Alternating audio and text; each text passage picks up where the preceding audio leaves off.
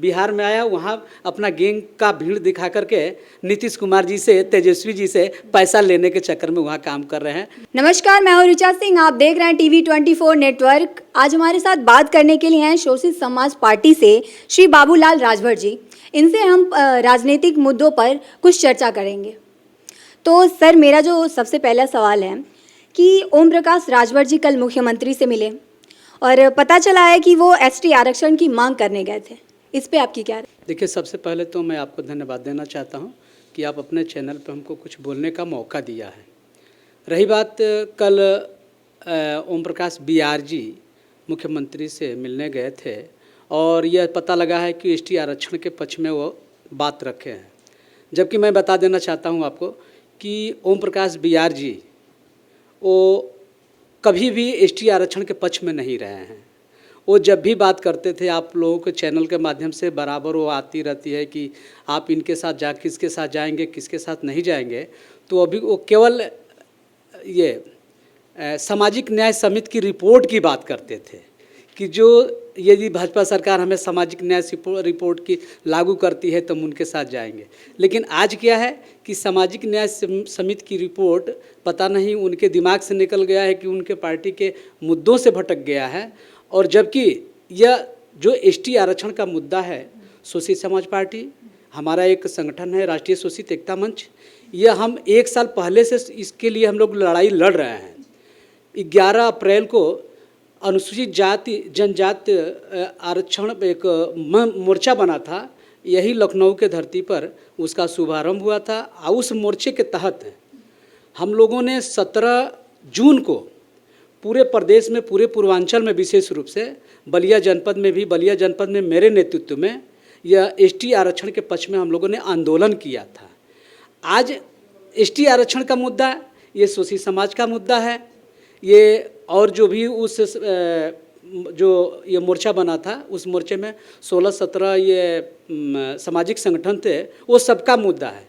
यह मुद्दा एसटी आरक्षण का मुद्दा ओम प्रकाश राजभर का न कभी रहा है और न आज तक है। पता नहीं, हमको भी आश्चर्य हो रहा है कि यह मुख्यमंत्री के साथ एसटी आरक्षण के मुद्दे पर कभी उनका ध्यान नहीं आता था और आज कैसे जा रहे हैं, हमें भरोसा नहीं हो रहा है कि यह एसटी आरक्षण की बात किया है। हो सकता है हाँ, एक वजह से गए होंगे, उन पर उन्होंने सार्वजनिक रूप से यह बात कहा है कि आपके चैनल के माध्यम से, बहुत सारे चैनलों के माध्यम से लोग उनसे पूछे हैं कि आप अपराधियों के साथ क्यों रहते हैं, तो उन्होंने कहा है कि ओम प्रकाश ये मुख्तार अंसारी जी हमारे भाई हैं और इनके हर सुख दुख में, वो हमारे सुख दुख में साथ रहते हैं और पूरे प्रदेश के माफियाओं के साथ मेरा संबंध रहा है और रहेगा।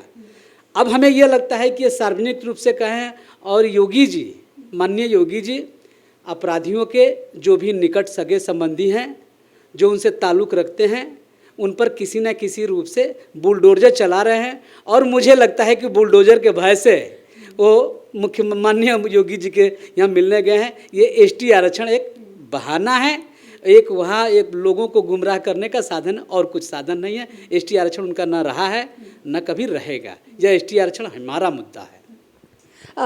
बोला जा रहा है कि ओम प्रकाश जी के पार्टी से लोग बड़ी संख्या में टूट रहे हैं और गंभीर आरोप लगा रहे हैं कि मुख्तार अंसारी जी के इशारे पर काम करते हैं। इस पे आप क्या कहेंगे? देखिए, कोई भी पार्टी हो, कोई भी संगठन हो, जब सिद्धांतहीन आधार पर विचारधारा, उनका मतलब कि विचारधारा नाम का कोई चीज़ ना हो, कथनी और करनी में झूठ के बुनियाद पे जो पार्टी या संगठन खड़ा रहता है, तो मात्र थोड़े दिन के लिए खड़ा रहती है, वो टिक नहीं पाती है, चल नहीं पाती है।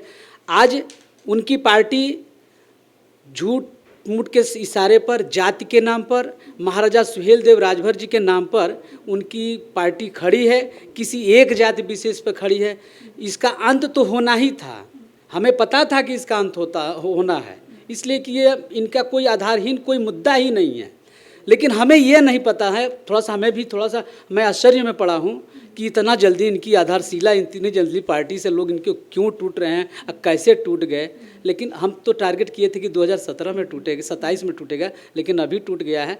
तो ये कोई बड़ी बात नहीं है, टूटना था, जल्दी टूट गया और खंड खंड खंड हो जाएगा। आप उनको बराबर बीआर क्यों कहते हैं?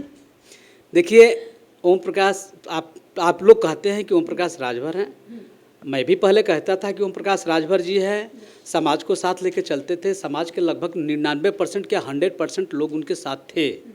जब वो समाज की लड़ाई लड़ते थे, जब समाज की बात करते थे, जब समाज के लिए या हमारा जो स्वर्णिम इतिहास है, जब उसकी चर्चा करते थे, तो हम भी उनके कभी ना कभी उनके साथ थे। लेकिन आज क्या है, महाभारत के धृतराष्ट्र की तरह से पुत्र मोह में और परिवार मोह में इतने अंधे हो चुके हैं, इतने अंधे हो चुके हैं। न देश की चिंता है, न समाज की चिंता है, न परिवार की चिंता है, अरे न समाज की चिंता है। केवल उनको चिंता है तो उनके 2 बेटे हैं और उनका एक परिवार के लोग हैं जो राजनीति में इस समय सक्रिय रूप से भूमिका निभा रहे हैं। पहले तो ये भी उन पे आरोप लगता था कि ये परिवार के और अपने सगे संबंधियों के हैं, लेकिन इस समय वो परिवार उस सगे संबंधियों के भी नहीं हैं। तो दूसरी चीज़ कि वो बहुत हमारे समाज में आजमगढ़ में मुकेश इनकाउंटर हुआ। उनका उस समाज का एक नौजवान था जो उसकी उम्र 24-25 साल थी, उस पर उनका कहीं कोई रोल नहीं था। मऊ में पिंटू राजभर हत्याकांड हुआ, उनका उसमें कहीं आज तक उसके दरवाजे पर पूछार तक भी नहीं करने गए। भुआल राजभर हत्याकांड हुआ, उसमें भी नहीं गए।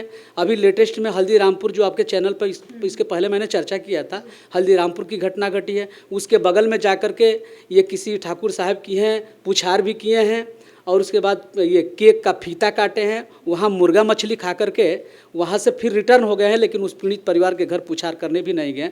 यदि वो राजभर होते तो राजभर समाज में इतनी बड़ी घटनाएं घटी, जरूर उनके दरवाजे पर जाते। दूसरी चीज़ कि ये इनका निवास स्थान बनारस है, और बनारस के बहुत सारे लोगों का पूर्व में निवास देखेंगी तो मिर्ज़ापुर के पहाड़ी क्षेत्रों से आते हैं, और मिर्ज़ापुर के पहाड़ी क्षेत्रों के लोग बिहार कहलाते हैं। ये हम नहीं कर रहे हैं, जो हमारे समाज के जो वरिष्ठ लोग हैं, जो बुजुर्ग लोग हैं, उनका कहना है कि ये बिहार है। और राजभर समाज की बात करना, राजभर समाज के नाम पर पार्टी खड़ा करना, राजभर समाज के नाम पर चंदा लेना और राजभर समाज के सुख दुख में न जाना, या बढ़ावा इस प्रूफ प्रमाण करता है कि वो बिहार है। राजभर होते तो जरूर जाते, बिहार है इसलिए वो नहीं जाते। दूसरी चीज़ की जानिए, ये बिहार कोई जाति, ये कोई गाली नहीं है, ये कोई अपशब्द नहीं है, ये बिहार एक जाति है। आज हमारे पूर्वांचल में राजभर समाज की संख्या ज़्यादा है, तो जिसको भी राजभर समाज की राजनीति करने होती है तो राजभर टाइटल लगा देता है। तो इसी तरह से ओम प्रकाश बीआर जी राजभर की टाइटल लगा करके राजभरों को मूर्ख बना करके राजभर के नाम पे दुकान चलाते हैं, राजनीतिक दुकान चलाते हैं। इस समय ओम प्रकाश राजभर जी बिहार पर ज़्यादा जोर दे रहे हैं, इस पे आप क्या कहेंगे? देखिए, ओम प्रकाश राजभर जी की एक स्ट्रेटजी रही है, एक सिद्धांत रहा है कि जब जहाँ जहाँ चुनाव होता है उनका काम राजनीति करना नहीं है। जहाँ चुनाव होता, भी इसके पहले उत्तर प्रदेश से पहले बंगाल का चुनाव था, इन्होंने बंगाल में भी जाकर के अपना सिक्का गड़ाने का काम किए। उत्तर प्रदेश में आप देखी ही हैं, अब बिहार में गए हैं। इनका काम चुनाव से, राजनीति से, विधायक बनाने से मतलब नहीं है।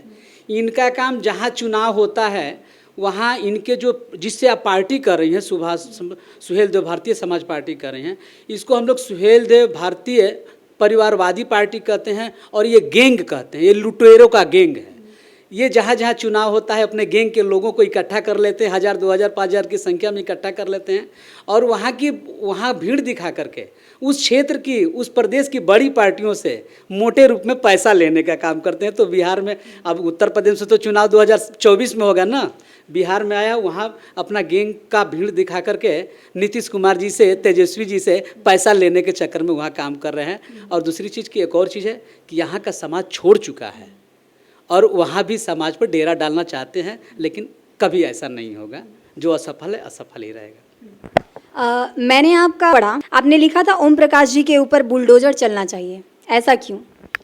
देखिए, ये बात है, मैंने ट्वीट किया था कि उनके, यदि मैं माननीय योगी जी से आपके चैनल के माध्यम से, मैं बीजेपी सरकार के आपके चैनल से माध्यम से मैं आग्रह करूँगा, निवेदन करूँगा, और उनके बात को थोड़ा सा याद दिलाना चाहूँगा कि आप जब भी आपका बुलडोजर चलता है तो उस पर पहले बड़े मोटे अक्षर में शीर्षक रहा करता है कि ये मुख्तार अंसारी के नज़दीकी पर बुलडोज़र चला है, अतीक अंसारी के नज़दीकी हैं करीबी के ऊपर बुलडोज़र चला है। तो जो व्यक्ति आपके चैनल के माध्यम से या सभी चैनलों के माध्यम से सार्वजनिक रूप से कह रहा है कि हम मुख्तार अंसारी हम उनके करीबी हैं, हमारे सुख दुख के साथी हैं, प्रदेश के सभी माफियाओं के साथ मेरा संबंध है, तो इससे बड़ा प्रूफ क्या चाहिए? यदि यह प्रूफ खुद वो कह रहा है तो उस प्रूफ के आधार पर वो नज़दीकी हैं तो उनके ऊपर भी बुलडोज़र चलना चाहिए। इस आधार पर मैं कहता हूँ, योगी जी से मांग करता हूँ कि आप इस प्रूफ को ध्यान रखते हुए आप उनके अपराधियों के साठगांठ वाले ये हैं, उनके हिस्सेदार हैं, उनके साझेदार हैं, उस आधार पर इनका भी यदि औरों पर बुलडोज़र चल रहा है तो इनके ऊपर भी बुलडोज़र चलना चाहिए। अंत में आप लोगों से क्या कहना चाहेंगे? देखिए, अंत में मैं देश के सभी नौजवानों से कहना चाहूँगा कि ओम प्रकाश BR जैसे तमाम नेता हैं जो कभी जाति के नाम पे, कभी धर्म के नाम पे, कभी समाज के नाम पर, कभी क्षेत्रवाद के नाम पर लोगों को चुनाव के समय गुमराह करते हैं और गुमराह करके उनका कीमती वोट ले लेते हैं और 5 साल उनको ठगने का काम करते हैं। तो मैं आपके माध्यम से मैं सबसे निवेदन करना चाहता हूं कि ऐसे नेताओं से आप सतर्क रहिए, आप उनके साथ रहिए, आप उनका समर्थन करिए जो आपके सुख दुख में आपके साथ चलने का 2-4 कदम चलने का प्रयास किए हैं या करते हैं।